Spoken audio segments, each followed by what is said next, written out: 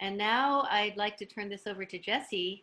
Jessi Stegall is a graduate student at the Center of Bioethics at Harvard Medical School and a research practitioner at the Partnering Lab, investigating creative anxiety in arts education and creative therapeutics. She will share her research about the nature of creative anxiety and offer examples for empowering creative activity. Very, very timely for right now. And so, Jessi, we welcome you. Thank you, Lisa. Thank you, everyone, for joining this morning. Especially thank you, Vivian and Philip, for that wonderful meditation. Very calming. It's great to breathe in the morning. So I'm going to be doing something quite different. I'd like to start by just introducing briefly who I am and the type of work that I do, and then I'll dig a little deeper into one aspect that I can leave you all with today. So my name is Jessi Stegall. I'm a young artist. I grew up in pre-professional training and went on to conservatory training. And on my creative journey, I experienced a lot of anxiety as an artist and a student and a performer. And it wasn't until my education in expressive art therapy that I started to wonder about art as both a professional practice and a mode of creative expression. So my research at the Partnering Lab is on the nature of creative anxiety. And what that is pretty much exactly what it sounds like. It is anxiety related to the creative process. So we commonly know that as things like writer's block or stage fright. And my ultimate goal in understanding these manifestations is to facilitate creative process. I'm doing that first by trying to parsing through what underlies these manifestations of creative anxiety, and also offering tools for navigating said manifestations. As a researcher, one of the questions that I've been drawn to is the significance of control in the creative process, as well as the relationship between control and uncertainty. However, as a facilitator of creative process and a practitioner, I'm particularly interested in, when I'm facilitating the creative process amidst creative anxiety, which is inevitable, in identifying and overcoming certain inhibitions of the creative process. So I'll name a few examples of these inhibitions that are common. The first is inhibition of association. This reminds me of a time when I was embarrassed or in fear.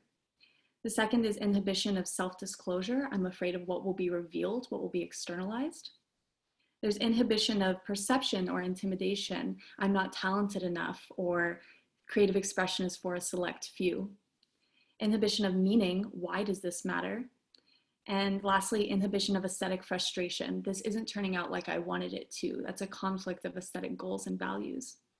Of course, all of these are extremely relevant in the everyday life of an artist, and particularly now in a time of crisis. But given this certain time of uncertainty, I'd like to hone in on inhibition of meaning. Why does this matter? As an artist myself in this current age and time, and in dialogue with other artists, I've received feedback that artists are struggling to flourish right now. We feel extremely isolated and confined and lack resources. We are totally limited. And I've heard, particularly from young artist students, disclose to me that their art and their work feels meaningless now more than ever, that it feels irrelevant. And so I'd like to dive into this word meaningless, understand what we say when something is meaningful. Many think that meaning, particularly in artwork, is something that is fixed, that a piece of art has one meaning behind it, one representation.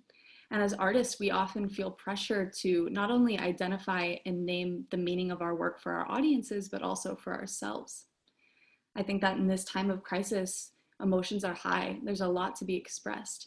And how those expressions are being manifested don't necessarily have a fixed meaning.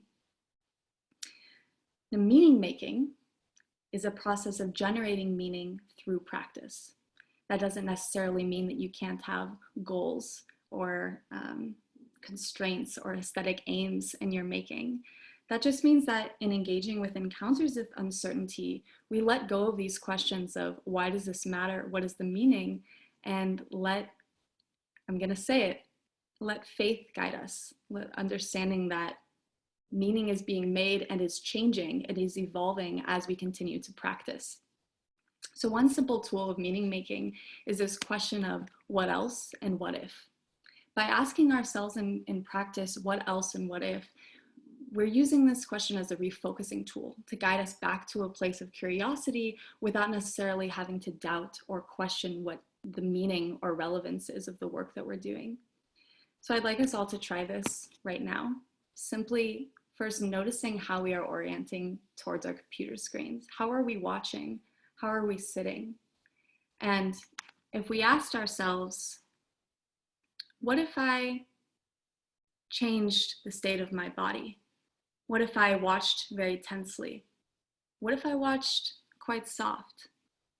What if I watched with my back to the screen? What else can I do? What if I watched with my hands or my elbows? Or I listened with my ears? As you can guess, the formal aspects and abstract aspects of this work is endless, which is what makes this practice so continuous and evolving as the meaning of our work is constantly changing and shifting.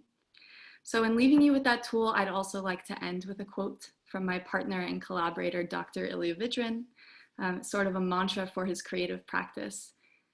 Everything you do matters, but it doesn't matter what you do. Thank you very much.